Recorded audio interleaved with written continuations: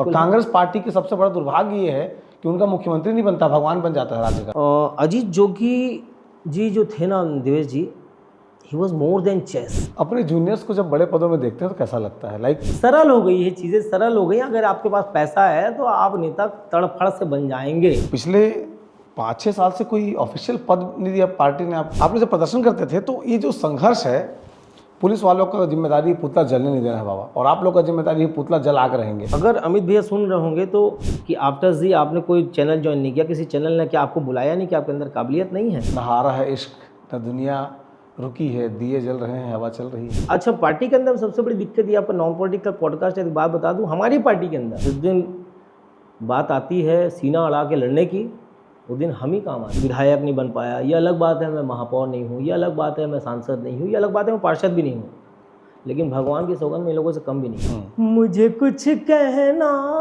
है, ये तो सच है कि भगवान है। एक सवाल ये है कि NSY की पॉलिटिक्स में जो लोग होते हैं उन पर ये आरोप लगता है कि बहुत चंदा लेते हैं भैया, आप लोग चंदा खोर बोल देते हैं उनको। CG बॉक्स चैनल अगर सब्सक्राइब नहीं करे हाँ तो कर लेवा, लेकिन सबसे जरूरी बात, सब्सक्राइब करे के साथ साथ तुम्हें 10 रुपया प्रति महीना CG बॉक्स ला देना है, ताकि जिन हिसाब से तुम्हें चैनल देखना चाहा था, हमारे टीम बढ़े, हमारे काम धाम बढ़े, तेकर से फिर कम से कम महीना में 10 रुपया और अधिक से अधिक जतका तुम्हारी इच्छा, लेकिन हर महीना देना है भाई। जोहार।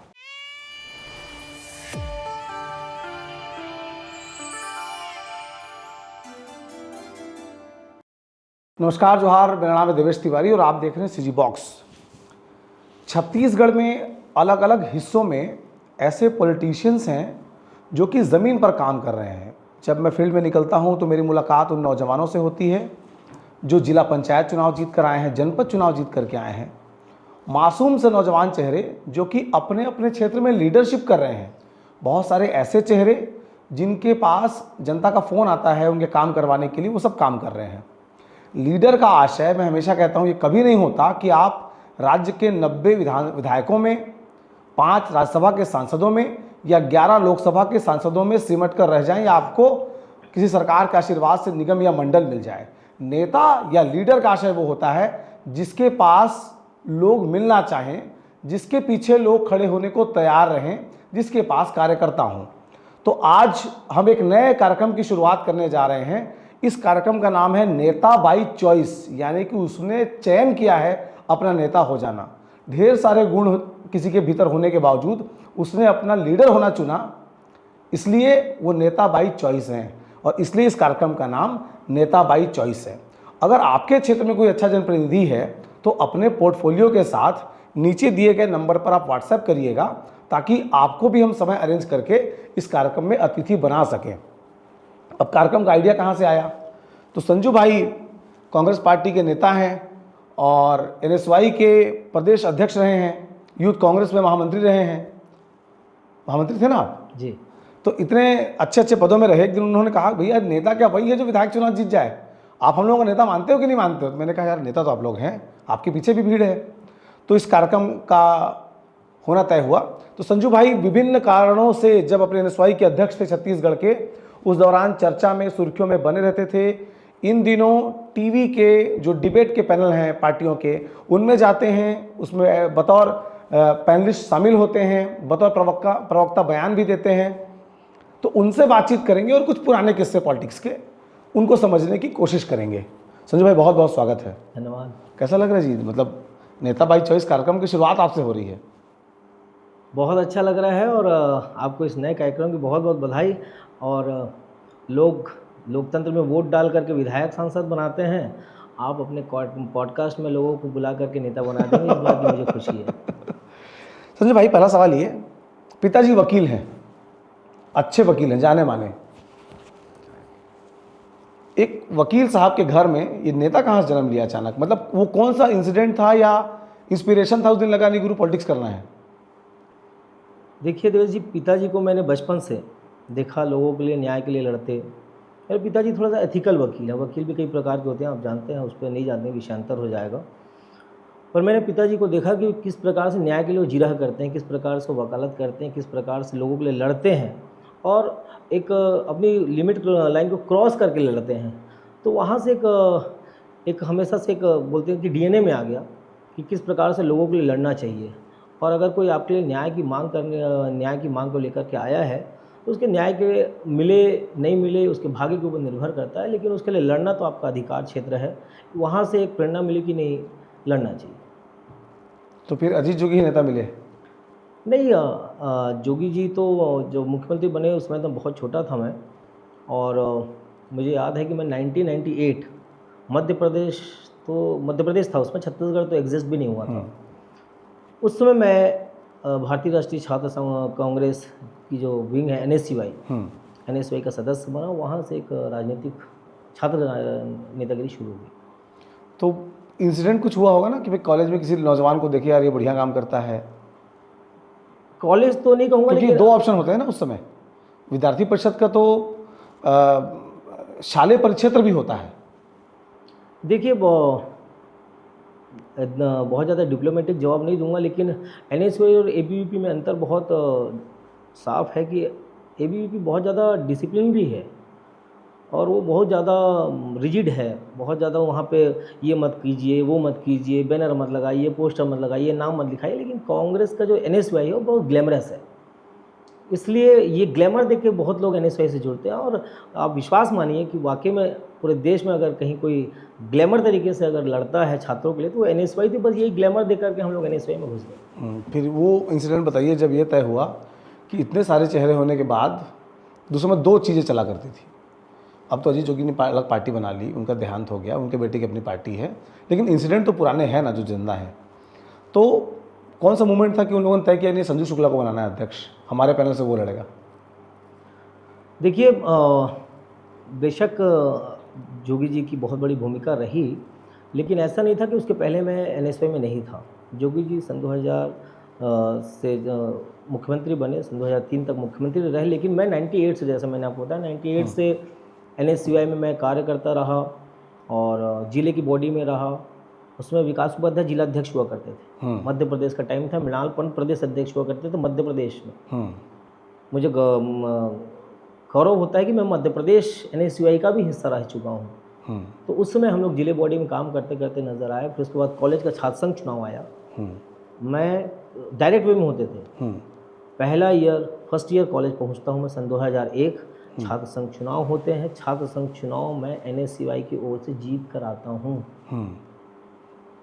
उसमें इलेक्टेड नहीं, नॉट प्रेसिडेंट, बट क्योंकि फर्स्ट ईयर का लड़का डेलीगेट तो बनाता है। नहीं, डेलीगेट भी नहीं। फर्स्ट ईयर का लड़का उसमें अध्यक्ष नहीं लड़ सकता था, नियम था। हाँ, नियम था। तो मैं सेक्रेटरी के लिए लड़ा था। अच्छा, सचिव, उसमें जीते थे। सचिव, और सबसे अधिक मतों से सेंट विंसेंट पलोटी कॉलेज में हम पढ़ते थे।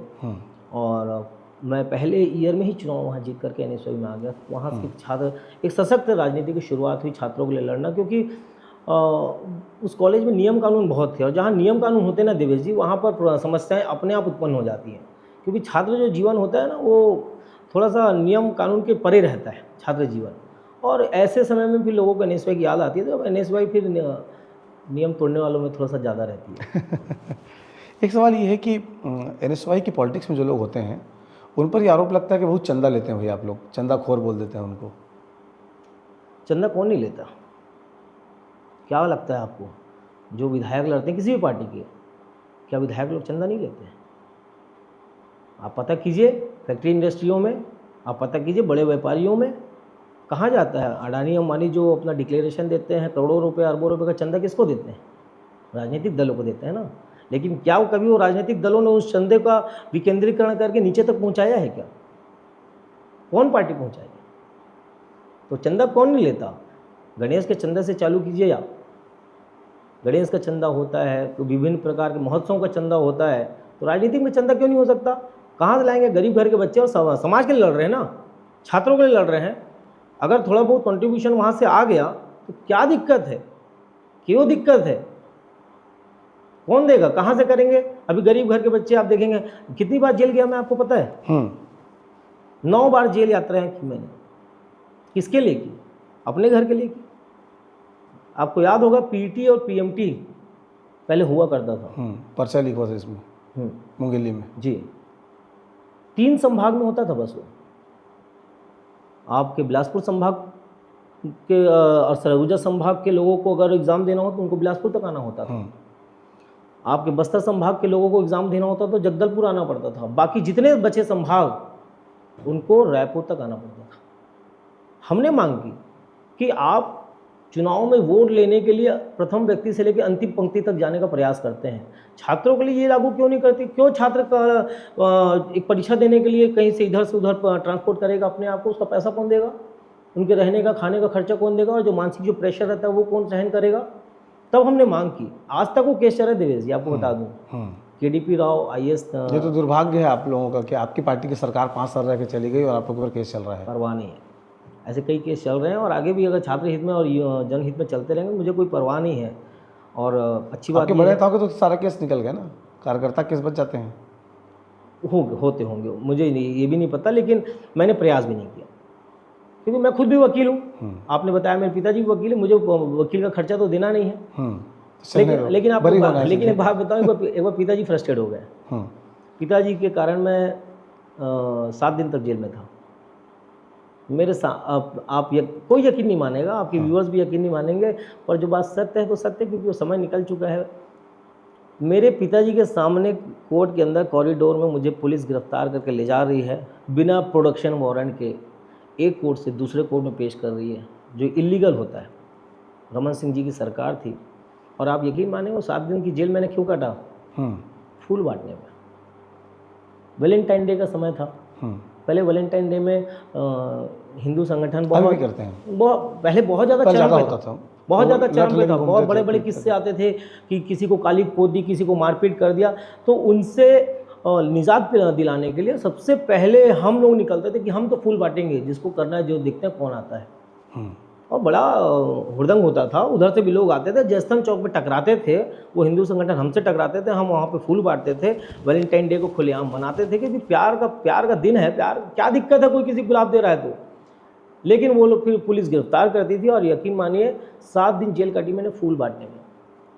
लेकिन उसके पहले इतने सारे बार मैं पिताजी का उपयोग कर चुका था एज अ वकील कि मैं हमारे पिताजी फ्रस्ट्रेट हो गए।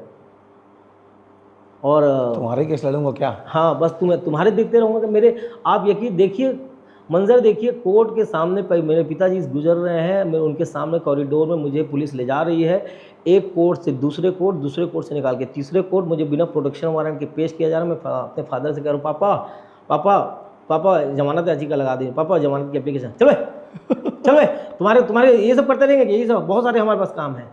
हमारे पिताजी किसी बात से रुष्ट थे, गुस्सा थे, और उसके बाद मैंने 7 दिन जेल काटी। तो मुझे मैं पहले भी कहा, कोई परवाह नहीं, जेल काटी, किसके लिए काटी? बात चंदे की चली, किसके लिए काटी?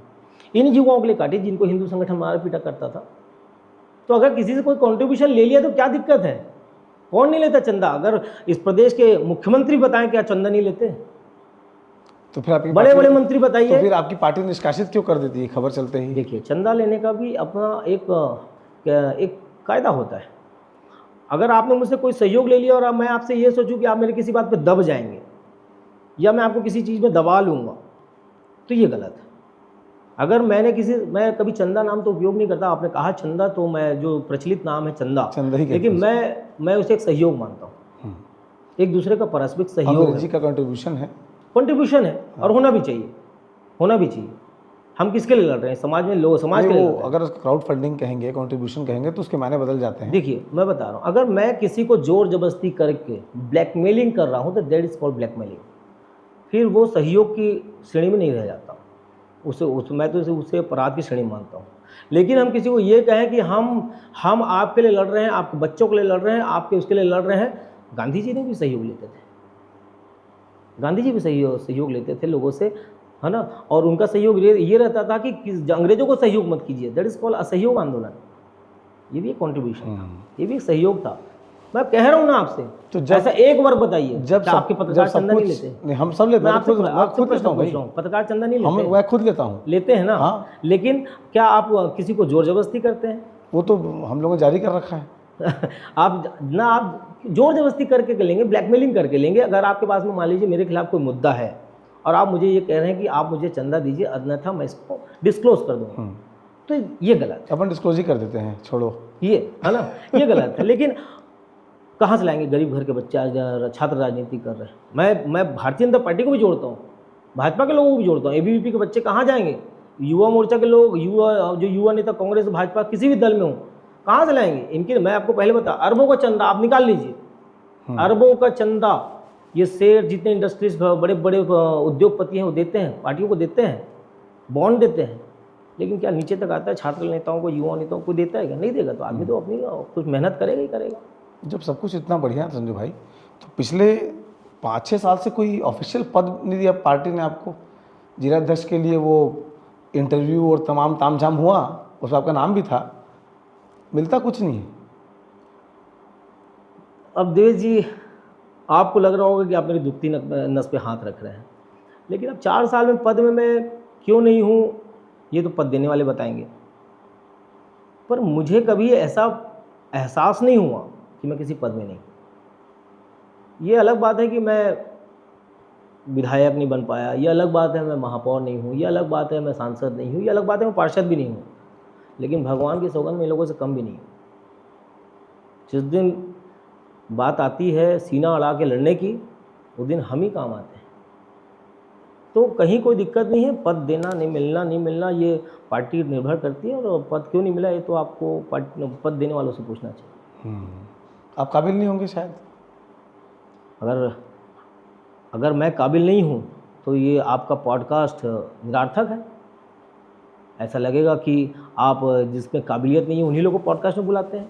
तो हमने तो अगर आपके पॉडकास्ट में इसका नाम जो है आपके पॉडकास्ट पद बाई चॉइस नहीं रखा है, नेता बाई चॉइस रखा है। अगर आपके पॉडकास्ट में संजीव शुक्ला के बैठा हुआ है तो कहीं ना कहीं मेरी कोई यूएसपी होगी।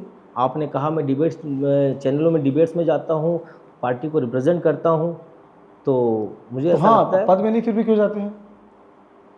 अभी आपके प्रश्न में मेरा उत्तर है। हाँ, काबिलियत हर इंसान के अंदर ईश्वर ने एक यूएसपी दी है देवेश जी। हर इंसान के अंदर, जानवर से लेकर इंसान तक, सबके अंदर एक यूएसपी है। यूएसपी मतलब यूनिक सेलिंग प्राइस। आपके अंदर वो महत्वपूर्ण चीज़ क्या है जिसको जैसे बोलते हैं ना वो कस्तूरी मृग, कस्तूरी उसके अंदर है, लेकिन मृग विचलित होते रहता है, कहाँ है उसकी सुगंध को, फ्रेगनेंस को पहचानने का प्रयास करता है। तो हमारी ये यूएसपी है कि हम अच्छा बोलते हैं, ये गाना बहुत अच्छा गाते हैं, बजाते भी अच्छा है। तो शुरू से बोल अच्छा, पार्टी के अंदर सबसे बड़ी दिक्कत ये, आपका नॉन पॉलिटिकल पॉडकास्ट है तो बात बता दूं, हमारी पार्टी के अंदर लोग चाहते हैं संजीव शुक्ला आए लेकिन कुछ बोले ना, क्योंकि ये उनकी मानसिकता है कि अगर ये कुछ बोलेगा तो फिर हमें कौन सुनेगा। हाँ, भीड़ का जलवा अपना काट ले जाएगा। नहीं, बात अगर जलवा है तो फिर है देवेश जी, इसमें क्या है? कोई अगर आपका भी जलवा है, आप तो जो प्रश्न आपने मुझसे पूछा मैं भी आपसे पूछ सकता हूँ कि आफ्टर जी आपने कोई चैनल ज्वाइन नहीं किया, किसी चैनल ने क्या आपको बुलाया नहीं कि आपके अंदर काबिलियत नहीं है? हाँ, ऐसे नहीं बोल दूंगा, मेरे काबिलियत नहीं होगी शायद। काबिलियत थी इसलिए आपने अपना खुद का चालू किया ना, आपके अंदर एक यूएसपी थी, तो हमारे अंदर कुछ यूएसपी ईश्वर ने दी है। और मीडियाज़ को, चैनल्स को लगता है कांग्रेस पार्टी का जो काल चल रहा है छत्तीसगढ़ में, मतलब एक तरफ जब बातचीत होती है व्यापारियों से, जनता से, एक आक्रोश है, लेकिन कहीं से नहीं लगता है कि कांग्रेस को भुना करके चुनाव में अपने पाले में लोगों को ले पाएगी। ऐसा नहीं है देवेश जी, देखिए मतलब बॉल सर्विस हो रही है, इधर से कोई फेंका है तो कोई पकड़ने वाला भी तो हो उसको।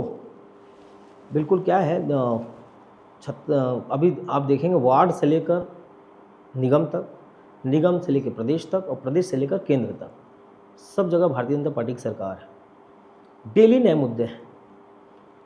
किसी जो पुराने पॉलिटिशियन होते हैं वो कहते हैं कि एक मुद्दे को लेकर के चला कीजिए और उसमें क्रमिक रूप से आप उसमें प्रदर्शन करते रहिए, आज कुछ और, एक दिन आपको वो विकेट गिरा के देगा, मतलब उसका एक दिन आउटपुट आएगा। लेकिन अभी क्या हो रहा है, आज प्रदेश में बिजली की दरें बढ़ गई, उसको ओवरलैप करने के लिए कहीं से प्रदर्शन ना हो, जानबूझ के भारतीय जनता पार्टी की सरकार कुछ और दूसरा मुद्दा गढ़ देती है, कुछ हिंदू मुस्लिम के इश्यूज़ आ जाएंगे। केंद्र स्तर में भी आप देखेंगे, जब आपको लगेगा कि बेरोजगारी पर सरकार घिरने वाली, तो आप अचानक से देखेंगे ओवैसी साहब उधर से कुछ बोल देंगे, अचानक से मामला हिंदू मुस्लिम पे आ जाएगा। अभी आप देखेंगे कि तो आप लोग भी तो मुसवा धान खा रहे हैं, और आप लोगों को पड़ा है कि जी राम जी योजना का नाम हो गया है मनरेगा का। किसने कहा देवेश जी कि कांग्रेस ने कहा मुसवा धान खा रहा है? सरकार आपकी, सरकार मतलब भारतीय जनता पार्टी की, मुख्यमंत्री भाजपा का, अधिकारी अभी भाजपा के अंतर्गत हैं और भाजपा के अधिकारी कह रहे हैं, पदाधिकारी कह रहे हैं, उनके प्रशासनिक लोग अगर लेटर में लिख के दे रहे हैं कि धान मुसवा खा गया, तो आप कैसे कह सकते हैं कांग्रेस ने कहा? हम तो बस उसको दोहरा रहे हैं। नहीं, मैं ये नहीं कह रहा हूँ, मैं ये कह रहा हूँ कि ये मुद्दा है स्टेट में। हाँ? और आप लोग को उससे बड़ा लगता है जी राम जी, दिल्ली से जो लिफाफा आ गया आंदोलन करने के लिए, उसके अलावा प्रदर्शन तो नहीं दिखते हैं। नहीं नहीं, ऐसा नहीं है। देखिए, डिसेंट्रलाइज्ड है मामले, सारी चीज़ें डिसेंट्रलाइज्ड हैं। जिला बॉडी किस पर प्रदर्शन करेगी, प्रदेश बॉडी किस पर प्रदर्शन करेगी, और कांग्रेस विंग है वो किस पर प्रदर्शन करेगा। अभी मनरेगा को लेकर के है। आपने जी राम जी पूछा, पहली बात तो देखिए, जी राम जी में भी इन लोगों ने कैसे घुमाया। गांधी जी की हत्या रोज करती है भाजपा, डेली। अगर कोई ये कहे कि नाथूराम गोडसे ने पार्टीशन के कारण गांधी जी को मारा, गलत। फिर मैं उससे पूछूंगा कि कितनी बार गांधी जी को गोडसे ने मारने का प्रयास किया। अपनी पूरी जिंदगानी में 6वीं बार वो सफल हुआ। पहली बार जब वो बाल काल में उन्होंने पुणे में गांधी जी के ऊपर हत्या करने की कोशिश की थी, उसमें तो देश आज़ाद भी नहीं हुआ था, पार्टीशन की कोई बात ही नहीं थी। तो फिर क्यों मारा, क्यों हत्या का प्रयास किया? इसका जवाब आरएसएस वाले, बीजेपी वाले नहीं देते हैं। वो तो ये एक अलग चीज़ है। गांधी जी को मारने के लिए गांधी जी के विचारधाराओं एक चीज़ हमारी नहीं छीन पा रही है भारतीय जनता पार्टी। सरदार वल्लभ भाई पटेल को छीनने की प्रयास की। हमारी गांधी टोपी को, अभी आप देखेंगे भारतीय जनता पार्टी की टोपी कलरफुल हो गई, पर गांधी टोपी है वो जो मोदी जी पहनते हैं।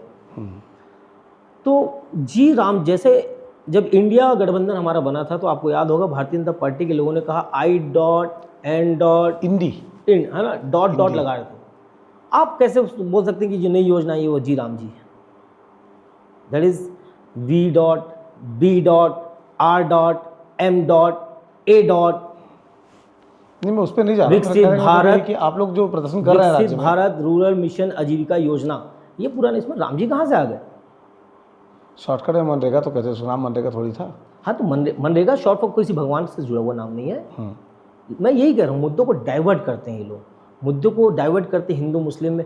आपको देखिए, छिपकली देखा है आपने?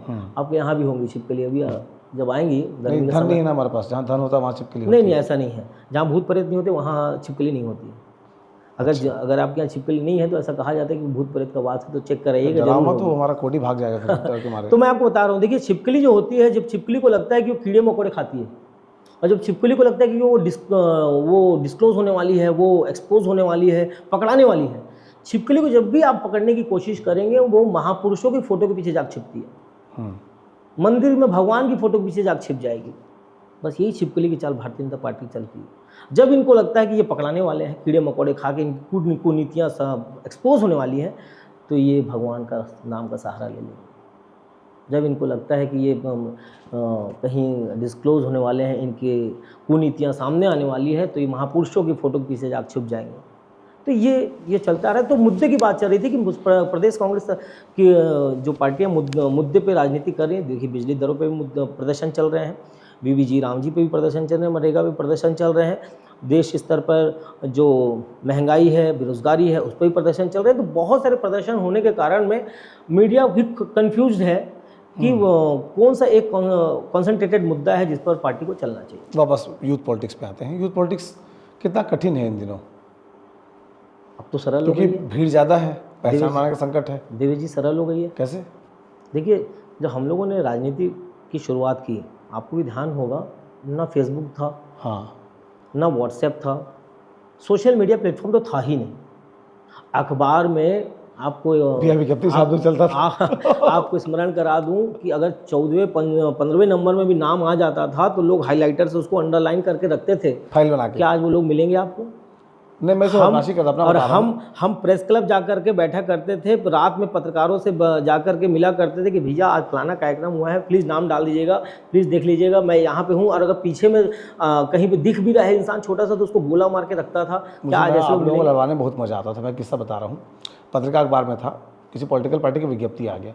मेरे को पता है कि ऊपर जो नाम लिखा है बड़े नेता हैं, नीचे नाम लिखा है छोटे कार्यकर्ता, पीछे में खड़े होने वाले। तो मैं जब विज्ञप्ति पूरा फाइनल बनाता था तो नीचे के नाम को ऊपर नाम नीचे, जाओ लड़ो दिन भर, भैया गणित से कराए हैं, ये गणित से कराए। आज भी आपका वही टैक्ट है।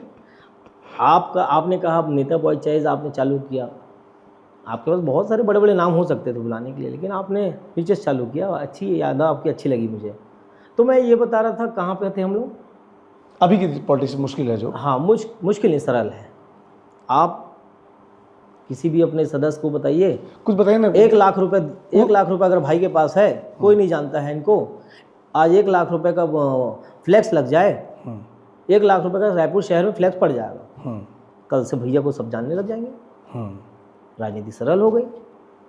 पहले बहुत मेहनत हुआ करती थी, मैं आपको बता रहा हूँ, 15वें नाम पे नंबर में नाम लाने के लिए सरल, खर्चीली नहीं हुई। खर्चीली कितना रुपया अभी देखिए, फ्लैक्स का वो स्क्वायर फीट चल रहा है? मैं आपको बता रहा हूँ, राजनीति शुरू से खर्चीली रही है।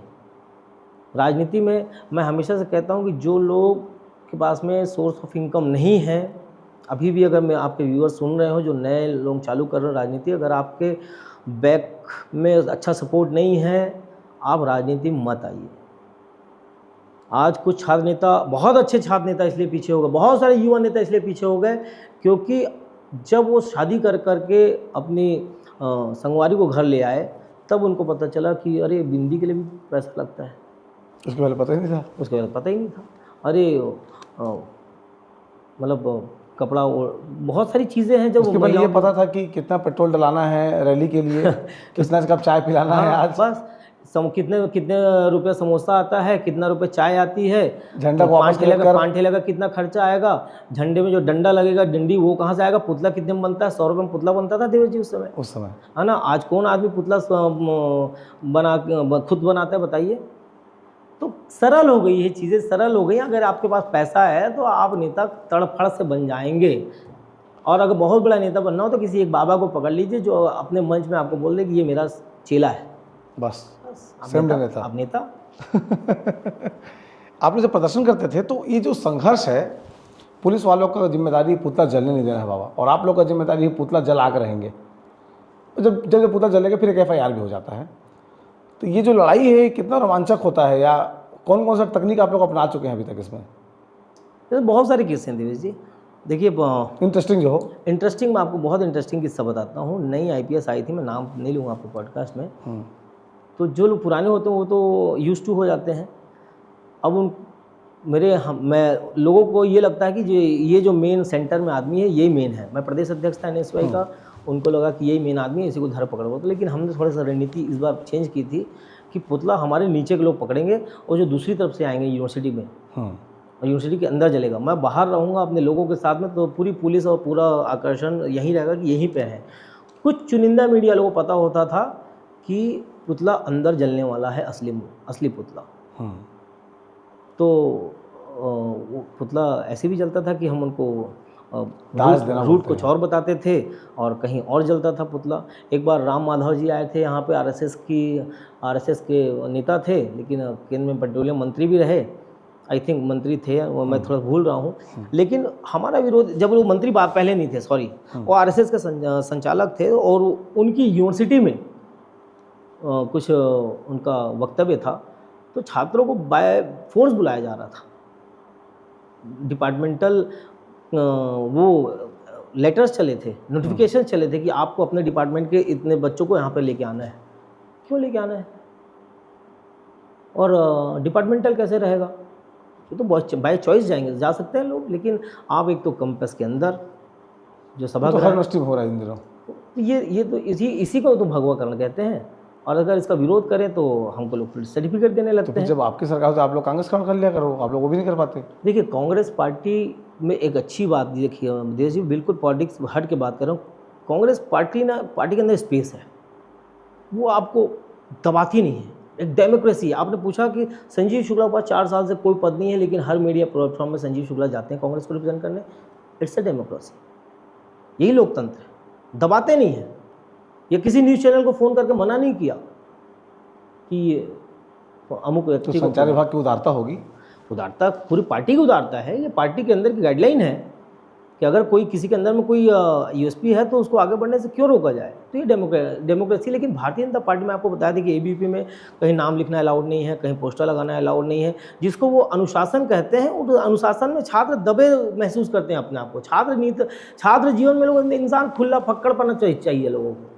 अपने जूनियर्स को जब बड़े पदों में देखते हैं तो कैसा लगता है? लाइक आपके जूनियर महामंत्री हो गए, आपके जूनियर विधायक हो गए हैं, 2 बार के सांसद की टिकट लाए हैं, आपके जूनियर महापौर की टिकट ला चुके हैं, देवेश जी, शेक्सपियर बोला करते थे कि आपके अंदर में कितनी भी प्रतिभाएं हों, लेकिन जब तक आपके पास में अपॉर्चुनिटी नहीं है आपके पास में, तब तक वो निरर्थक है। तो लगता है कभी कभी क्या राजधानी में होने का अपना नुकसान है कि नेता ज़्यादा है यहाँ पर? राजनीति के अपने नुकसान है, अपने फ़ायदे भी हैं। अगर ये प्रदेश अध्यक्ष जो मैनेस्वाई का बना और बाकी जिन पदों पर रहा, किसी और जिले में रहता, गांव में रहता, शायद उतना हाईलाइटेड नहीं हो पाता, शायद उतने प्रदर्शन नहीं हो पाते। हाँ, ये है कि हाँ, हमारे से जो जूनियर तो नहीं कहूँगा, लेकिन हमसे जो बाद में लोग आए, आज वो विधायक हैं, आज वो बड़े पदों पर हैं, महापौर रह चुके हैं। लेकिन मैंने आपको कहा ना कि मैं महापौर नहीं बन पाया, मैं विधायक नहीं बन पाया, मैं सांसद नहीं बन पाया, लेकिन विधानसभा, लोकसभा, राज्यसभा, इनसे भी बड़ी होती है हृदय सभा, और मैं वहाँ का सदस्य हूँ, और वहाँ से मुझे कोई हटा भी नहीं सकता। इनका कार्यकाल 5 साल का हो सकता है, लेकिन हृदय सभा में यदि आप अगर आ जाते हैं तो आपका कार्यकाल आजीवन रहता है। ये जो निशाचरी है वो कहाँ से आई है, और शादी के बाद कैसे मैनेज कर रहे हैं उसको? निशाचरी में रात को जागना इस मामले में तो आप हमारे गुरु हैं। जो मंजू ममता क्लब है ना, मंजू ममता के सामने एक मतलब चेहरे दिखेंगे ही, उनका अपना एक सामाजिक दुनिया है वहाँ पर। इसके भी दोषी आप मीडिया वाले हैं। अच्छा, इसके भी दोषी आप मीडिया वाले हैं। मैंने आपको हम लोग तो स्टेशन में बैठते थे भाई, स्टेशन के बाहर। बस स्टेशन जगह बदल गया, लेकिन अब बस मैं बता रहा हूँ, इसके भी दोषी आप लोग मीडिया वाले हैं।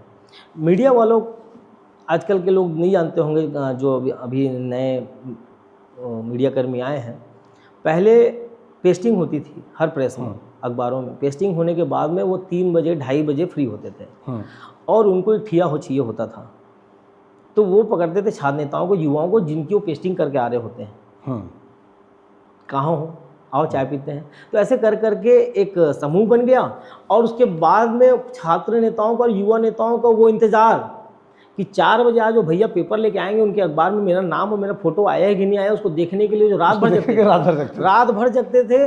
और उसके बाद में पहले तो उसकी मोबाइल वाले ऐसे फोटो वाले आते नहीं थे, उसकी कटिंग को काट के रखा जाता था, फाइल में रखा जाता था, और फाइल प्रभारियों को दी जाती थी। बहुत कठिन था, बता रहा हूँ आपको। उसके बाद में बहुत बाद में आया ई पेपर, तो ई पेपर निकालना भी नहीं आता, तो वो भी पत्रकार बताते थे ऐसे निकलेगा, लेकिन तू 4 बजे मिलेगा स्टेशन में, तब बताऊंगा तेरे को चाय पीते पीते। तो इसलिए कह रहा हूँ कि रात जगाने के लिए भी आप मीडिया वाले दोषी हैं। तो फिर ये मंजू ममता क्लब क्या है, कौन कौन लोग आते हैं वहाँ पर? सभी पार्टियों के लोग एक साथ बैठे रहते थे वहाँ पर?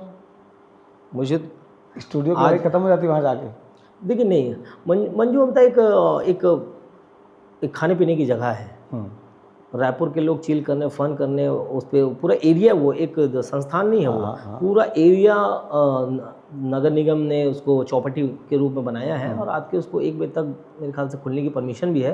पूरे रायपुर का यूथ आपको वहाँ दिखेगा, और अगर आप वहाँ नहीं जा रहे हैं तो आप यूथ नहीं हैं, आप बुढ़े हो चुके हैं। नहीं तो मैं जाता हूँ भाई वहाँ। हाँ, तो आप यूथ हैं, आप यूथ हैं। अगर वहाँ और आप कार्यक्रम में हैं, रात को लेट हो गया, घर पे कोई नहीं है, तो खाना खाने कहाँ जाएंगे? तो ऐसी जगह होनी चाहिए ना। और ये एक दो नहीं बल्कि बहुत सारी होनी चाहिए, रायपुर को जरूरत है उसकी। और इसमें आपको कांग्रेस को बधाई देनी चाहिए। कांग्रेस के महापौर के समय में वो चौपाटी घोषित। ये कब, किरण में नायक है कि प्रमोद दुबे? प्रमोद दुबे जी के समय। प्रमोद दुबे जी के टाइम हुआ, सही। हाँ, नालंदा प्रमोद दुबे के समय हो। ये और भाजपा तो चौपाटी उखाड़ने वालों में से। अभी आप कुछ और बना रहे हैं राजेश मनोज जी वहाँ पर? जो बना रहे होंगे। आपने कितने लोगों का रोजगार उजाड़ करके आप कुछ बनाएंगे, तो ये इसको कंस्ट्रक्शन मानता हूँ। करोड़ों रुपये आप लगाए, कोई भी दल लगाए करोड़ों रुपए, दूसरे वाला आकर संभाल पाए उसको, वो बड़ी बात है। हम चाहते तो स्काई वॉक तोड़ देते, हमने तोड़ा नहीं, तोड़ा बनाया भी नहीं, लेकिन बनाया भी नहीं क्योंकि उसका कोई उपयोग नहीं था। आप एक दिन सर्वे कीजिए, वहाँ पैदल चलने वाले कितने लोग हैं मुझे आप बताइए। अगर आप काम कंप्लीट नहीं हुआ है, आप मुझे बस इतना बता दीजिए, मरीज लेकर जब आप अस्पताल जाएंगे, मेकाहारा कंधे में टांग के ले जाएंगे, पैदल जाएंगे, किस में जाएंगे? गाड़ी से जाएंगे। गाड़ी से जाएंगे ना। और जब आप गाड़ी से जाएंगे और उसके बाद जो मरीज लेके आए वो कोर्ट क्यों जाएगा? कोर्ट क्यों जाएगा? और जो मरीज लेके आया वो तहसील क्यों जाएगा? और जो तहसील आया वो अम्बेडकर अस्पताल क्यों जाएगा? आपकी मतलब विरोधाभास सड़कें बना रहे हैं आप ऊपर। पैदल चलने वालों की संख्या आप देखिए, एक आदमी सर्वे कीजिए, पैदल पार्किंग जो मल्टी लेवल है वहाँ से तो आदमी गाड़ी रखने आएगा वहाँ तक कहाँ? क्योंकि पार्किंग की समस्या तो है। कोर्ट की पार्किंग बंद कर दीजिए, कोर्ट की पार्किंग बंद कर देंगे, कलेक्ट्रेट की पार्किंग बंद कर देंगे आप। जब आपके पास में ऑलरेडी यहाँ पार्किंग है, कलेक्ट्रेट में तो अभी बड़ी सी पार्किंग बनी हुई है, नगर निगम के द्वारा ही बनी हुई है, तो फिर कौन वहाँ पे जयस्तंभ चौक में पार्किंग में रख के पैदल पैदल आपका सुरंग बनाए हो आप, और अपराधियों के लिए सुरंग बना रहे हो आप, और आप चाहते हो हम उसको बनाएं, इसलिए हमने उसको छोड़ दिया था। लेकिन आप अपनी ज़िद को पूरा करना चाहते हैं, लेकिन आप देखिएगा आने वाले स्थिति में भयावह रहेगी। खैर कि उनका कहना है सर्वे कराए हैं तमाम चीज़ें। गीत बड़ा बढ़िया गाते हैं, तो ये गीत का शौक़ कहाँ से आया? और कुछ सुनाइए भैया, दर्शकों को पता लगे संजू भाई क्या गाते हैं। देखिए देवेश जी, गीत संगीत ये मेरा जो मानना है, इसको सीखना तो अच्छी बात है, सीखते ही है, लेकिन ये गॉड गिफ्ट होता है। कॉलेज में लड़कियों को इम्प्रेस करने काम आता है। हाँ, मैंने देखा है कि जो लड़का गाना गाता है उसकी फ्रेंड लड़कियां रहेंगी। हाँ थी गर्लफ्रेंड, इसमें कहीं कोई दो मत नहीं। इसमें गलत क्या है? नहीं, गलत कुछ नहीं है भाई, आप टैलेंटेड हैं, किसी को इम्प्रेस कर पा रहे हैं, ये बड़ी बात है। जरूरी नहीं है गर्लफ्रेंड होने के लिए आपके अंदर टैलेंट होना। अब तो ऐसी स्थिति आ गई कि टैलेंटेड लोग जल भर के राख हो जा रहे हैं कि अरे इतनी सुंदर गर्लफ्रेंड मेरे पास टैलेंटेड आदमी पास नहीं है। तो ये कोई पैरामीटर नहीं है, गर्लफ्रेंड सबकी होती है और सबको अधिकार है, कोई दिक्कत नहीं। क्या गीत चलता था कॉलेज में? बहुत सारे उस समय ट्रेंडिंग गीत हुआ करते थे। जब मैं कॉलेज पहुंचा तो आपको अच्छा किस्सा आपको बताता हूँ। कॉलेज का पहला दिन और मुझे कुछ कहना है का पहला दिन 1 तारीख में टकरा गया। कॉलेज हमारा शुरू होता था सुबह 8 बजे, और आपको ध्यान होगा आजकल तो नहीं होता है, पहले पिक्चर लगती थी फर्स्ट डे फर्स्ट शो का बड़ा क्रेज़ हुआ करता था। और फर्स्ट डे फर्स्ट शो को देखने के लिए सुबह आपको 4 बजे उठना पड़ता था। पढ़ाई करने के लिए युवा छात्र भले 4 बजे ना उठें, लेकिन उस समय first day first show picture देखना है मतलब 4 बजे उठ के तैयार। और हम तो छात्र नेता थे, बड़ा दबाव था कि भैया मुझे कुछ कहना है। जितेंद्र के लड़के की पहली पिक्चर आ रही है, करीना कपूर उसमें करिश्मा कपूर की बहन है, उसकी वो भी है, और छात्र नेताओं को फ्री में पिक्चर देखना होता है।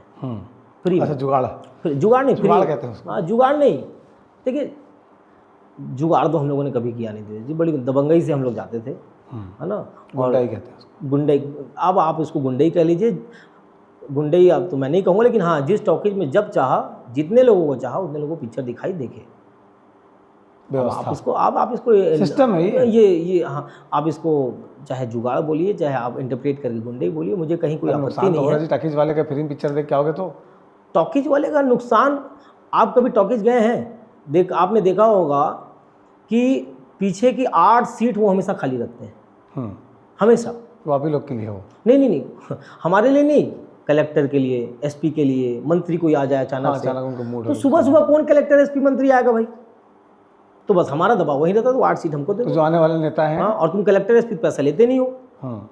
टोल नाके में भी हमारी यही जोर जबरदस्ती रहती है कि जब तुम कलेक्टर से पैसा नहीं लेते हो, एसपी ये लोग ज़्यादा पैसे आपके पास, हमारे पास है। विधायक को टोल नहीं लगेगा, आपको हमको लगेगा। सांसद को टोल नहीं लगेगा, आपको हमको लगेगा। कलेक्टर एसपी को टोल नहीं लगेगा, आपको हमको लगेगा। क्यों लगेगा? इन लोग जो जिनके पास में लाखों की कमाई है उनको टोल ना आप नहीं ले रहे हो, और जो बेचारा गरीब छात्र युवा नेता जो है उससे आप टोल लोगे। तो हमेशा विरोध यही रहा है। इसलिए टॉकीज में बोला था हम लोग, बड़ा साफ संदेश था कि पिक्चर तो फ्री में देखेंगे, और देखते भी थे। तो कैसे कॉलेज पहले दिन गया? फिर कॉलेज का पहला दिन था, मुझे कुछ कहना है पिक्चर लगी थी, और बस सारे छात्र नेता एकत्रित हुए। पहला शो प्रभात टॉकीज में लगा था, और पहले पिक्चर देखे, और फिर उसी गाने को गुनगुनाते हुए कॉलेज पहुँचे। मुझे कुछ कहना है, बस किसी लड़की को अगर हम तो नहीं, पर कोई अगर दोस्त यार अगर कोई प्रपोज करने में डर रहा हो, मन में हिचक तो बहुत रहती, कितना ही बड़ा बलवान हो, किसी को प्रेम करता, किसी को प्रपोज करना सबसे कठिन कार्य हुआ करता है। वो नहीं, आप जिससे प्रेम करते हैं ना, जब आप उससे पहले मुलाकात करते हैं तो धड़कन आपकी बढ़ी रहेगी। हाँ, बीपी मतलब बढ़ा रहेगा आपका। नर्वसनेस का जो लेवल होता है ना, वो पहली बार तब देखो जब आप किसी को प्रपोज करने वाले हो। दुनिया का वो प्रैक्टिस करता है, भले नाम गाँव खूब प्रैक्टिस करेगा। भाई तू सामने खड़ो जा, मान ले तू मेरी गर्लफ्रेंड है, मैं तेरे को बोल रहा हूँ excuse me, I would like to say something, I am in love with you. बहुत प्रैक्टिस करते हैं, लेकिन दूसरे दिन रिजल्ट 0। हाँ, तो ऐसी ये जो मुझे कुछ कहना है जो शीर्षक आया था ना, ये बड़ा बल दिया युवाओं छात्रों को, वो किसी भी जिस लड़की को वो चाहता था कि कुछ कहूँ उससे, उसके पीछे जाकर बस मुझे कुछ कहना है, और जब पलटे तो नीचे मुंडी कर ले, तो वहाँ से बात शुरू हो जाती थी। ठीक है, कोई बढ़िया गीत सुनाइए जो आपको लगता हो कि नहीं भाई ये मैं सुनता हूँ या गाना अच्छा लगता है।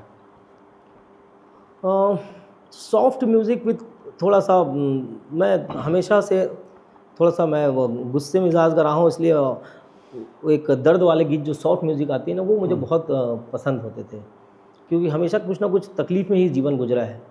तो इसलिए कहीं एक अभाव मैंने देखा है जीवन में। आपको बता दूं कि 9th क्लास तक मेरे घर में टीवी नहीं थी। मेरे फादर ने बहुत संघर्ष किया। मैं अपने आपका प्लेटफॉर्म मिला है तो आज मैं अपने पापा को बोलना चाहता हूँ, आई लव यू पापा।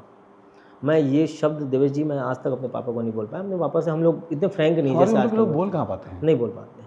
आपको तो मेरी शादी मैंने सोच लिया था कि शादी नहीं करूँगा। सिर्फ एक मेरे फादर, मैं 32 साल की उम्र में शादी की, मैंने लेट की, और बड़ी ज़िद थी कि शादी नहीं करूँगा।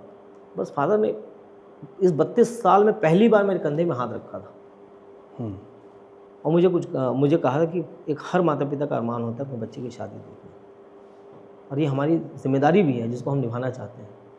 तो हमारी जिम्मेदारियों को निर्वहन करने पर हमको मत रोको। उस दिन वो क्षण जो था, मैं इतना भावुक हो चुका था, और उस भावुकता मैंने ये मन ही मन सोच लिया था कि लूली लंगड़ी बहरी जो पापा कहेंगे, जो माता पिता जो दिखाएंगे, मैं वहाँ शादी कर लूँगा। और बस उसी पल मैंने पापा को ठीक होगा शादी। असल में उनका ये पर्पस होता है मेरे ख्याल से कि तुम जो है दूल्हा नहीं बनना चाहते, वो दिगर बात है, लेकिन हमको दादाजी बनना है, बस वो इम्पोर्टेंट है। बस क्योंकि वो उन्होंने बहुत संघर्ष किया, बहुत संघर्ष करके अपने हर कर्तव्यों का निर्वहन किया। मुझे याद है हम बचपन में सामने में गुप्ता फैमिली, हम उनके यहाँ टीवी देखना, अगर आपके पॉडकास्ट को देख रहे हो तो उनको धन्यवाद भी है। हम उनके यहाँ टीवी देखने जाया करते थे बचपन में। नीचे चटाई बिछी रहती थी, हम नीचे बैठ के महाभारत, जलील होना पड़ता था उसमें, लेकिन क्योंकि हर कोई बच्चा है, बदमाश है, चल बे उठ, हाँ मेरी जगह है। हुआ है, कई बार हुआ है, लेकिन आप विश्वास मानिए रामायण, महाभारत, चंद्रकांता जो दूरदर्शन पहले आया करते थे, ये सारे हमने दूसरों के घर में देखे। यक्कू किसमें था? यक्कू चंद्रकांता में था ना। हाँ, और उसके बाद मोगली, ये सारे हम दूसरों के घरों में देखा करते थे। और फिर उसके बाद पिताजी ने पहली बार अपनी अंगूठी बेच करके, मुझे अच्छे से याद है, घर में टीवी लाया था। पहली बार टीवी आई थी। तो इसलिए वो शटर वाली थी, ऐसे वाली? जी शटर वाली, हाँ। जिसमें, और आपको एक इंटरेस्टिंग चीज़ बताऊं, मैंने अब सामने वाले घर में तो थोड़ा सा वो संपन्न लोग थे, तो उनके यहाँ कलर टीवी थी। तो पिताजी से मैं छोटा था, बाल हट, पापा इसमें तो कलर आता ही नहीं है, पापा ये तो कैसी टीवी लाया, उसमें तो ब्लैक एंड वाइट है। तो मेरे पिताजी थोड़ा सा वकील दिमाग, वो एक सतरंगी पन्नी आती थी, आपको याद होगा, सतरंगी पन्नी उन्होंने ला करके उस टीवी में चिपका दी, और आप यकीन मानिए हमारी खुशी का कोई ठिकाना नहीं था कि हमारे घर में कलर टीवी आ गई। वो एक्सेल की फिल्म होती थी ना, जी चारों तरफ सेट करो। हाँ, वो पूरे स्टार बने रहता था 7 रंग का उसमें, और वो लाके चिपका दी, ऊपर कलर टीवी हो गई। तो ये अभाव हमने देखा है, इसलिए शुरू से ना कहीं एक गीत हमेशा मैं गुनगुनाते रहा हूँ। ये तो सच है कि भगवान है मगर फिर भी अनजान है, धरती पे रूप माँ बाप का उस विधाता की पहचान है। मेरे लिए मेरे माँ बाप। आने वाले दिनों में ये मैं देखता हूँ कि जैसे चुनाव करीब आता है, सारे युवा नेताओं का संघर्ष बढ़ जाता है, टिकट कैसे जुगाड़ होगा, कैसे मिलेगा, और हर आदमी शिशु बन जाता है उस समय कि यार मतलब कोई बोल दे कि एक काम करो, जाओ फला मंदिर के पास चले जाओ, वहाँ पर जाकर माथा टेक लें यार, एक दिन को वहीं टिका था तो विधायक बन गया, तो सब काम छोड़ वहाँ टेकने पहुँच जाएंगे। यार ये नेता के समय चल रहा है भाई, चुनाव समिति में ना इनका चलेगा, उनके पास भी चले जाओ, वहाँ भी दौड़ के पहुँच गए। बहुत, मैं आपको एकदम, मेरे 28 साल मुझे राजनीतिक जीवन में हो गया देवेश जी। चुनाव जीतने से ज़्यादा कांग्रेस पार्टी में टिकट लाने के लिए मेहनत करनी पड़ती है। जिस दिन कांग्रेस पार्टी में टिकट मिल जाती है तो इंसान को लगता है मैं 50% जीत तो मैं कर लिया। उसकी अत्यधिक मेहनत, परिश्रम और संसाधन लगते हैं टिकट लाने में। जिसमें कहीं मैं खुल के कहता हूँ। और वह यकीन मानिए, और क्योंकि कांग्रेस बड़ी पार्टी है, प्रतिस्पर्धा ज़्यादा है, लोग ज़्यादा हैं, नेता ज़्यादा हैं, कार्यकर्ता ज़्यादा हैं, तो इसलिए इस प्रक्रिया में। लेकिन एक संकट ये भी तो देखने को मिलता है ना, विनेबिलिटी पहले क्राइटेरिया हुआ करता था कि बंदा कितना लोकप्रिय है, क्या ये जीत सकता है कि नहीं जीत सकता है। आजकल नोटेबिलिटी भी तो है ना, कि कितना खर्चा कर सकता है। इसमें कहीं कोई दो मत नहीं है कि पहली चॉइस हर पार्टी की होती है, खासकर कांग्रेस की भी, कि कोई जीते, जो चुनाव जीत सकता हो। लेकिन ये भी सत्य है कि कांग्रेस पैसा लगता है, लड़ पाएगा कि नहीं। हाँ, लड़ पाएगा कि नहीं लड़ पाएगा। तो इसमें कहीं कोई क्या क्या गलत है, आप बताइए ना। हो गया फिर तो, मतलब जो काबिल लोग हैं, जिनके पास पराक्रम है, वो तो थर्ड लाइन रह जाएंगे हमेशा। हाँ, बिल्कुल कह सकते हैं। एक पराक्रमी आपके सामने बैठा हुआ है और देखिए देव जी, मुझसे परिक्रमा नहीं हो सकती। आप मुझसे पराक्रम जितना करवाना करा लीजिए। तो अभी की पॉलिटिक्स का तो पहला उसूल परिक्रमा है। होगी। मैं अपडेटेड वर्जन नहीं हूँ फिर पॉलिटिक्स में, मैं परिक्रमा नहीं कर सकता। और आप मुझसे आपकी पार्टी पराक्रम में जो परिक्रमा करवाना बोल रहे करा हैं? लीजिए। आपकी पार्टी में तो ये तक मना है कि आप इसके समर्थक है दूसरे साथ मत दिखो, दूसरे के समर्थक को तीसरे साथ फोटो मत खिंचाओ। नहीं, ऐसा कहीं नहीं है। किसी का कहीं जिसके बारे में लोग बात करते हैं, जब वही एक दूसरे के साथ फोटो खिंचा सकते हैं, खाना खा सकते हैं। लेकिन उनको ये पसंद नहीं कि मेरा समर्थक जाए, अपना खिंचाएंगे चलेगा। अगर ऐसी कोई सोच रखता हो तो वो छोटी सोच है, ऊंची सोच है। ऐसी मानसिकता रखने वाला फिर इंसान आगे भी नहीं बढ़ता। क्या सच नहीं है कि आप लोग जब सरकार थी तो एक मंत्री के यहाँ जाने वाले लोगों के लिए सीसीटीवी कैमरा ट्रैफिक का उससे चेक करते थे कौन कौन जा रहा है बोल के? ये र्यूमर है, कहीं कोई ऐसी सच्चाई नहीं है। मैं आपको बता दूं, आप खुल के बात कीजिए। देखिए, मैं खुल के आप भूपेश बघेल जी की बात कर रहे हैं, उसके बाद टी.एस. सिंहदेव जी की बात कर रहे हैं, तो मैं आपको बता दूं, मैं प्रेस कॉन्फ्रेंस लेने के लिए माननीय मुख्यमंत्री थे उसमें भूपेश बघेल जी, उनके कंसेंट से मैं सरगुजा गया। मैंने सरगुजा में, अब उसमें तो मैं आपके हिसाब से अगर कहूँ तो मैं भूपेश बघेल का ही आदमी था। हर को, क्योंकि जो मुख्यमंत्री होता है वो सर्वे सर्वा होता है, सब उसी के आदमी होते हैं। हम सरकार की उपलब्धियां और 15 साल की रमन सरकार की कुशासन को लेकर के प्रेस कॉन्फ्रेंस करने सरगुजा गए, अंबिकापुर हेडक्वार्टर गए। अंबिकापुर में आप यकीन मानिए, आप कह रहे हैं कि मिलना मना है, मैंने आदरणीय बाबा साहब को कॉल किया, बाबा साहब को कॉल करके मैंने उनसे आग्रह किया कि हाइनेस आई एम हियर, और मैं कल एक प्रेस कॉन्फ्रेंस आयोजित करना चाहता हूँ, और ऐसे माननीय मुख्यमंत्री जी चाहते हैं कि हमारी सरकार की उपलब्धियां सामने आए और पुराने जो कुशासन में जो कुरीतियाँ थी वो सामने आए, and I would like to invite you. आप यकीन मानिए, कहीं बाबा साहब बहुत सहज दिल के आदमी, उन्होंने बिल्कुल कहा यू आर मोस्ट वेलकम, और मैं तो नहीं आ पाऊँगा लेकिन हमारे भतीजे मतलब आदि बाबा रहेंगे, और आदि बाबा आए प्रेस कॉन्फ्रेंस में। उसके बाद जो मैंने उनसे दूसरी रिक्वेस्ट की देवेश जी, वो आपको बड़ी क्लासी लगेगी। राज परिवार का जो महल है सरगुजा अंबिकापुर में, वो सिर्फ दशहरे में खुलता है। मैंने उनसे आग्रह किया, बाबा साहब मेरा बहुत क्यूरियोसिटी रहती महल देखने की, राज परिवारों को कैसे रहन सहन होता है वो देखना चाहता हूँ। सबने कहा कि नहीं खुलेगा वो, क्योंकि दशहरा का टाइम नहीं है। मैंने उनसे रिक्वेस्ट की तो उन्होंने कहा कि क्या करोगे, देख के सब गिर रहा है, मतलब बस बाबा साहब मैं देखना चाहता हूँ, please it's my humble request. वो बड़े राजा तो है ही, बड़े दिल के राजा हैं। उन्होंने सहजता से हमारे निवेदन को स्वीकार किया, अपने लोगों को आदेशित किया, राजमहल खुला, संजीव शुक्ला पहुँचे, राजमहल का देखा, दरवाज़ा देखा, अंदर की कार्यविधियाँ देखी, और कहीं कोई इशू नहीं। और आके आप यकीन मानिए, मैंने भूपेश बघेल जी को मेडिकल कॉलेज में NSP का कार्यक्रम था, और वहाँ पे मैंने इनको रिपोर्टिंग की कि आपके आदेशानुसार हम सरगुजा गए थे और वहाँ पे प्रेस कॉन्फ्रेंस ली, बाबा साहब को आग्रह किया आने के लिए, और आदि बाबा आए थे। सो भूपेश बघेल जी का रिप्लाई था वेरी गुड। अब आप बताइए, आजकल बात होती है कि अमित जोगी से? अमित जोगी से बात होती है, क्या बातचीत होती होगी? कैजुअल। देखिए, अमित जोगी हम मेरे जूनियर थे। किसके? मेरे जूनियर थे लॉ कॉलेज में। अच्छा। हाँ, इसमें भी बड़ा किस्सा है। जब मैं पहली बार NSP का प्रदेश अध्यक्ष बना तो लोगों ने मुझसे पूछा कि आप अमित जोगी आपके दोस्त हैं, आपके बड़े भाई हैं, मैंने वहाँ भी किया। जो था लॉ कॉलेज में हमारा उनसे परिचय हुआ था, हमारा कोई परिचय नहीं। तो मैं अमित जोगी से पहला परिचय मेरा जेल में हुआ। अमित जोगी जी एक मामले में जेल में थे, सबको पता है। उस समय मैं पीएससी को लेकर के, छत्तीसगढ़ पीएससी में वो चयन को लेकर के बहुत सारी वो चल रहे थे, तो उस मामले को लेकर के मैंने राजनाथ सिंह जी को काला झंडा दिखाया था। उस मामले में जेल में था। तो अमित जोगी जी से मेरी पहली मुलाकात जेल में हुई,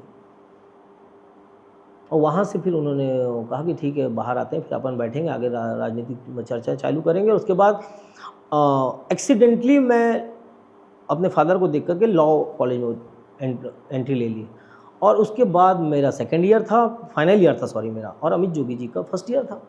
आते थे कॉलेज? आते थे। तो क्या गलत है अगर मैंने अमित जोगी जी को अगर जूनियर कह दिया प्रेस कॉन्फ्रेंस में, और उस प्रेस वालों ने उसको सुर्खियाँ बना दिया, क्योंकि अमित जोगी उसमें बड़े चर्चित तो बड़े नेता थे। तो संजीव शुक्ला ने कहा कि अमित जोगी मेरा जूनियर।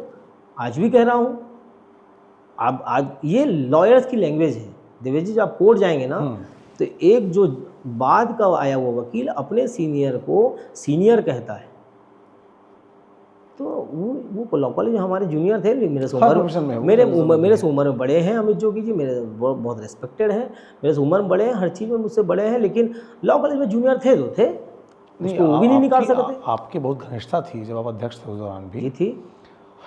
फिर ऐसा क्या हुआ कि जब वो पार्टी अलग कर रहे थे तो आप लोग कांग्रेस पार्टी में रहना चयन किए?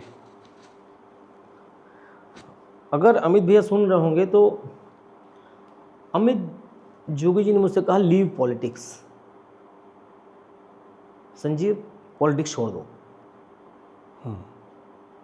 मैं समझ ही नहीं पाया। अपना क्या नहीं छोड़े, आपको छोड़वा रहे थे। मैं समझ ही नहीं पाया, ना मैं उनका कॉम्पिटिटर कभी ना तब बन सकता था ना अब बन सकता हूँ। उनकी सीट से तो कभी चुनाव लड़ ही नहीं सकता, क्योंकि मैं समर जाति का, जनरल कैटेगरी का, और वो जहाँ से चुनाव लड़ते थे मरवाही से, वो रिजर्व सीट थी। कहीं से कहीं कोई कंपैरिजन ही नहीं संजीव।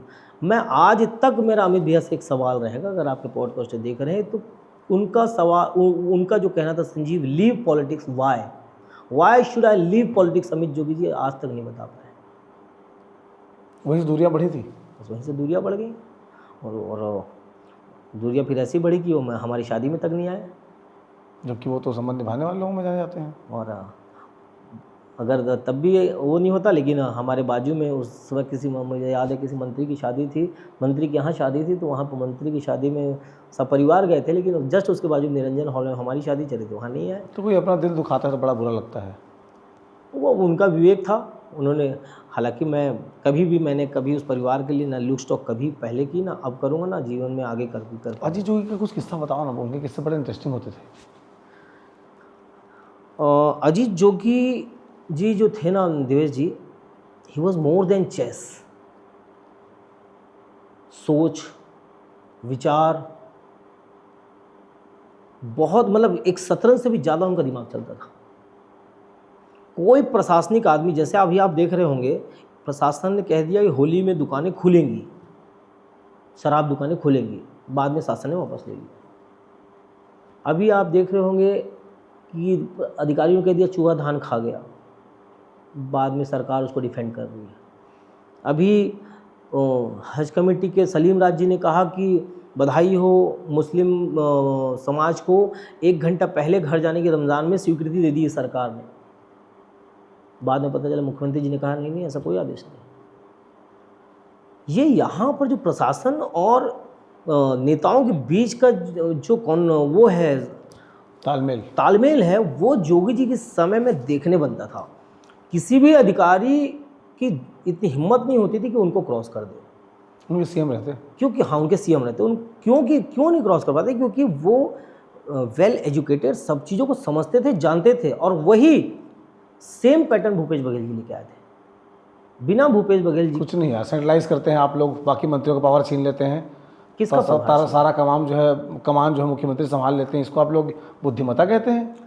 डेमोक्रेसी में डिसेंट्रलाइज करना पावर को, यही ताकत होती है। और कांग्रेस पार्टी की सबसे बड़ा दुर्भाग्य ये है कि उनका मुख्यमंत्री नहीं बनता, भगवान बन जाता है राज्य का।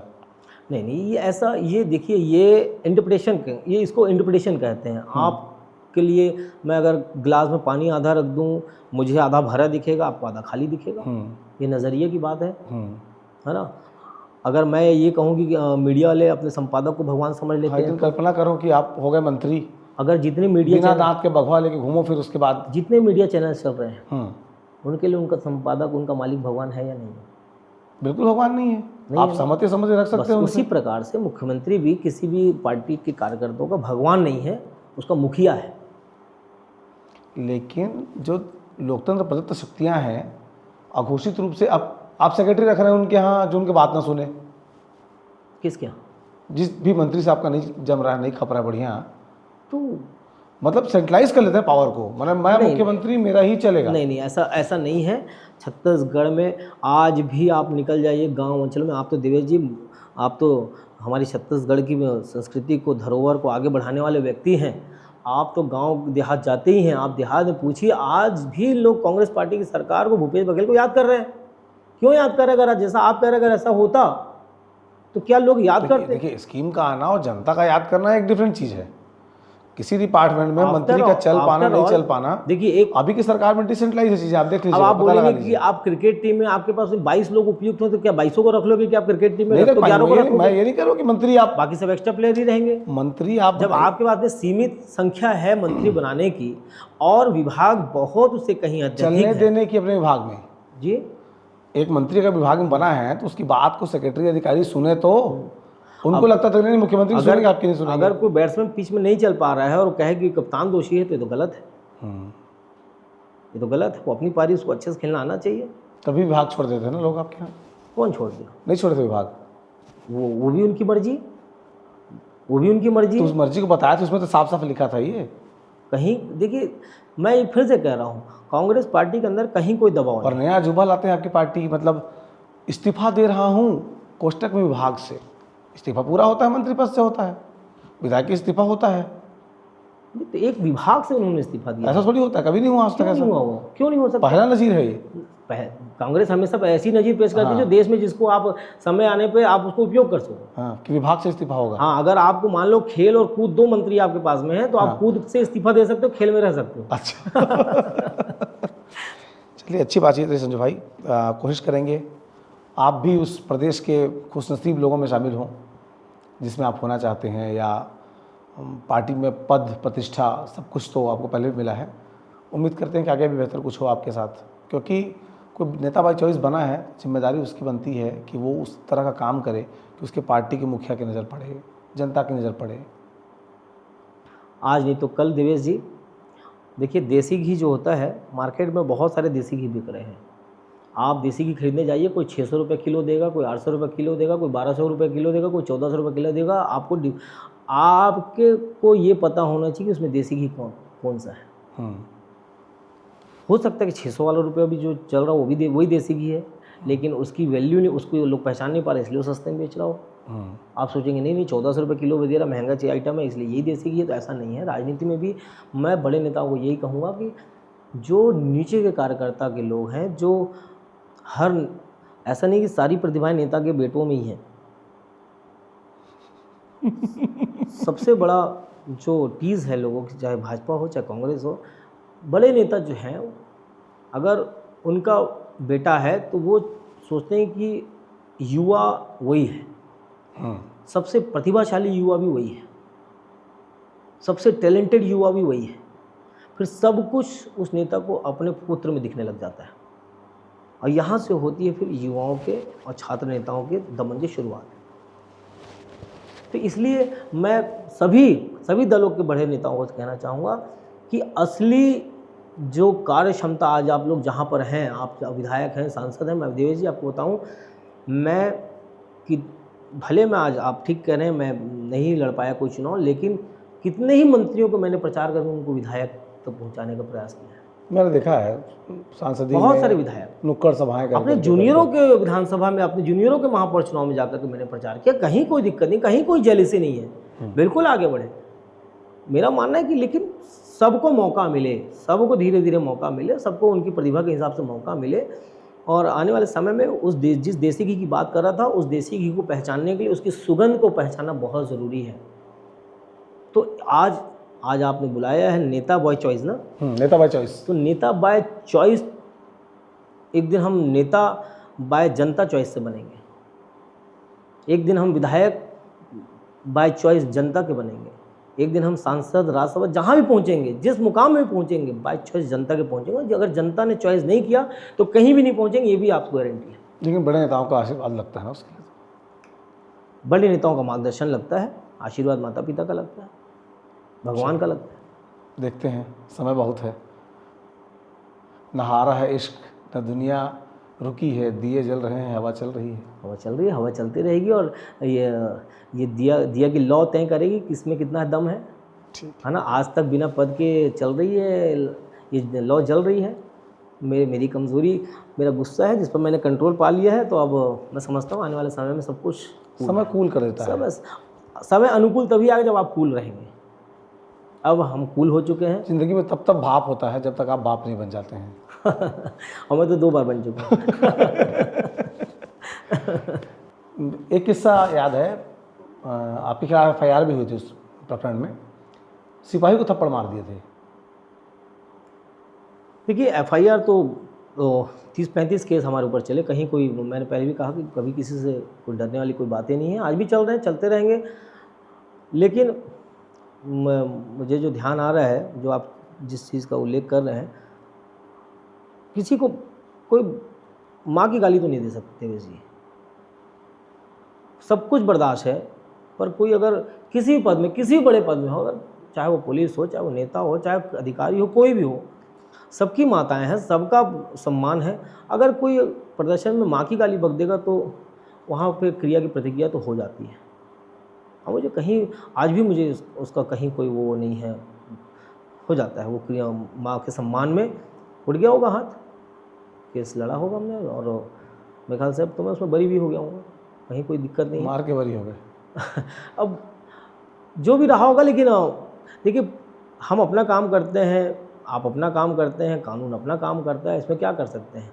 लेकिन सबके माँ का सम्मान है। मैं सबसे आग्रह करूँगा, अधिकारियों से, खासकर पुलिस वालों से, कि आप सबसे, आप किसी को मारपीट कर देते हैं, कभी कोई नहीं बोलता है, आप किसी के साथ में दुर्भावनावश भी कर देते हैं, कई बार आप लोगों से हट टॉक भी हो जाती है, आप चिल्ला के बात करते हैं, लेकिन अपशब्द भी आप कह देते हैं कि माँ की गाली आप किसी को मत बकिए। मैं पुलिस वालों से हमेशा से कहता हूँ, और आज भी आपके पॉडकास्ट में कहूँगा, आप माँ की गाली किसी को मत बका कीजिए। सबकी माँ का सम्मान है, बराबर सम्मान है।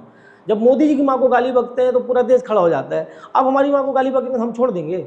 नहीं होगा। चलिए, एक अच्छी बातचीत रही।